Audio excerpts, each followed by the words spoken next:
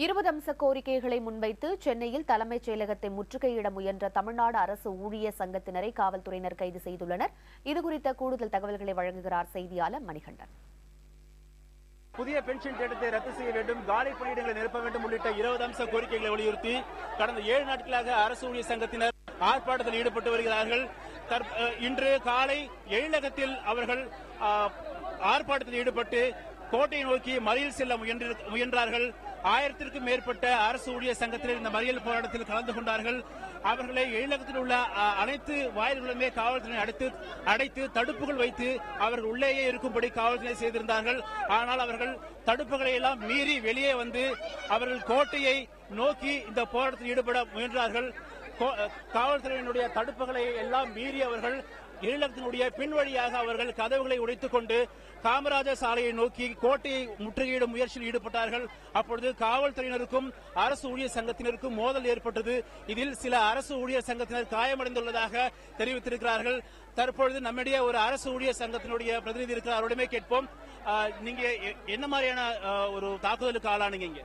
இங்க வந்து நாங்க எங்க ஜனநாயக கடமை ஆற்றும் வகையில் 20 அம்ச கோரிக்கை வலியுறுத்தி தமிழ்நாடு முழுக்க இன்னைக்கு ஆர்ப்பாட்டங்கள் நடத்திருந்த வேலையில எங்களை போலீஸ் வந்து இங்க போ அங்க போன்னு அழகழிச்சு எங்களை வந்து லேடிஸ் மேல மிதமாக அவங்களை தாக்குதல் பண்ணி எங்களோட போராட்டங்களை ஒடுக்க பாக்குறாங்க. இருந்தாலும் எங்களது போராட்டங்கள் 20 அம்ச கோரிக்கை போராட்டங்கள் தொடர்ந்து போராடுவோம், வெற்றி பெறுவோம். கிட்டத்தட்ட பெண் அரசு ஊழியர் சங்கத்தினரை காவல்துறையினர் அடித்ததாக இங்கு குற்றம் சாட்டப்படுகிறது.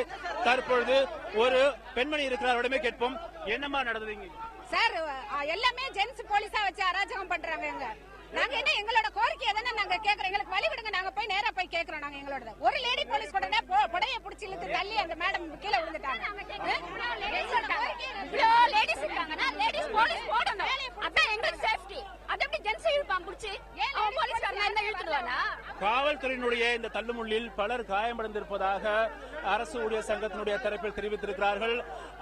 திருவள்ளிக்கேணி நெடுஞ்சாலையில் இருந்து அவர்கள் காமராஜர் சாலை வழியாக கோட்டையை நோக்கி முற்றுகையிட செல்லும் பொழுது 5 அடுக்கு காவல்துறையுடைய பாதுகாப்பையும் மீறி அவர்கள் சென்று கொண்டிருந்தார்கள். அவர்களை தடுத்த தற்பொழுது காவல்துறையினர் கைது செய்யும் நடவடிக்கைகளில் ஈடுபட்டிருக்கிறார்கள். கிட்டத்தட்ட 1000க்கும் மேற்பட்ட அரசு ஊழியர் சங்கத்தினர் தற்பொழுது கைது செய்யும் நடவடிக்கைகளில் காவல்துறையினர் தற்பொழுது ஈடுபட்டு வருகிறார்கள். புதிய தலைமுறைக்காக ஒளிப்பதிவாளர் திவ்யனுடன் மணிகண்டன்.